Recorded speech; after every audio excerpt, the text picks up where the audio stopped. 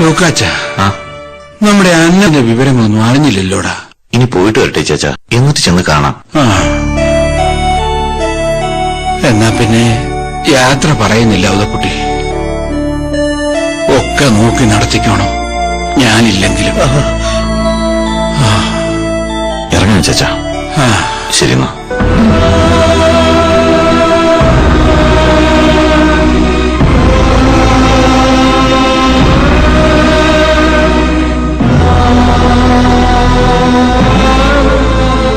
എന്റെ കർത്താവ്, നീ കാത്തുകൊള്ള.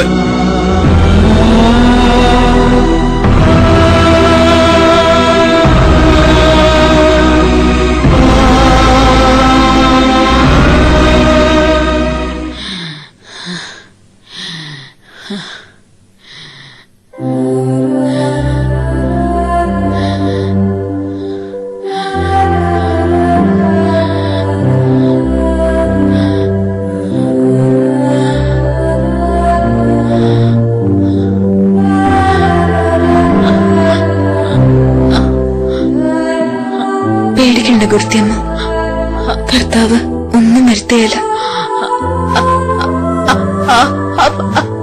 എന്നതാ ഗുരുത്തിയമ്മേ, ഒന്നും പറയാൻ പറ്റുന്നില്ലേ? എന്റെ ഈശോയെ, ഇതെന്നെ ഒരു പരീക്ഷണോ? എന്നതാ അൽഫോൻസേ? ഗുരുത്തിയമ്മയ്ക്ക് മിണ്ടാൻ പോലും പറ്റുന്നില്ല.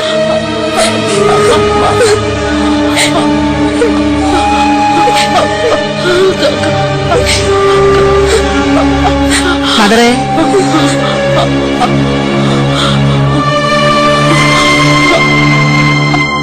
ഇതിങ്ങനെ ഇവിടെ കിടത്തിയാ പറ്റത്തില്ല.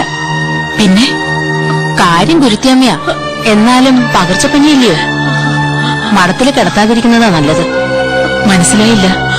ഞങ്ങൾക്കൊക്കെ മരിക്കാൻ ഇത്ര പേടിയുണ്ട്. പനി പകരാതിരിക്കണമെങ്കിൽ ആത്മ സിസ്റ്റർ ഇവിടുന്ന് മാറ്റണം. മാറ്റി തൊഴുത്തുമുറിയിലാക്കിയാ മതി. പറ്റില്ല. തൊഴുത്തിലെ ചാണകത്തിൽ കിടത്താൻ നാടും പശു ഒന്നുമല്ല മനുഷ്യൻ. ഗുരുത്തിയമ്മേ, ഒരിടത്തേക്ക് മാറ്റാൻ ഞാൻ സമ്മതിക്കുകയില്ല. അസുഖം പകർന്ന അൽഫോൻസ എന്നാ ചെയ്യും?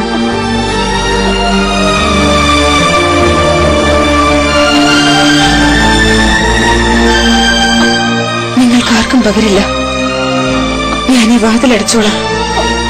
എന്നിട്ട് ഗുരുത്തിയമ്മയ്ക്ക് ഞാൻ കൂട്ടിരുന്നോളാം. അനുഭവിക്കാനാണ് വിധിയെങ്കിൽ അത് തടുക്കാൻ പറ്റില്ലല്ലോ. എന്റെ വിധി ഞാൻ ചോദിച്ചു വാങ്ങിക്കും. ഗുരുത്തിയമ്മയുടെ അസുഖവും സങ്കടവും വേദനയല്ല, കർത്താവിനോട് പ്രാർത്ഥിച്ച് തിരിച്ചു വാങ്ങിക്കും ഞാൻ. എന്നതാ അൽഫോൻസ് ഇത്? അരുതാത്ത പരീക്ഷണങ്ങളൊന്നും വേണ്ട. ഇത് പരീക്ഷണമല്ല മദർ. മാതാവും പിതാവും ഗുരുവുമാണ് ദൈവം. ഇത് ഞാൻ ഗുരുത്തിയമ്മയ്ക്ക് കൊടുക്കുന്ന ഗുരുദക്ഷിണയോ? ഗുരുത്തിയമ്മയുടെ അസുഖം മാറിയില്ലെങ്കിൽ വിശുദ്ധ കുരിശിൽ തലതല്ലി മരിക്കും ഞാൻ.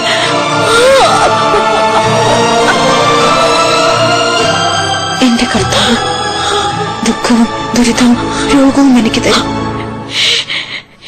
നാട് മുടിച്ച പകർച്ചവ്യാധി ഇല്ലാതാക്കാൻ ഞാൻ സ്വയം ഇല്ലാതാവും മദർ.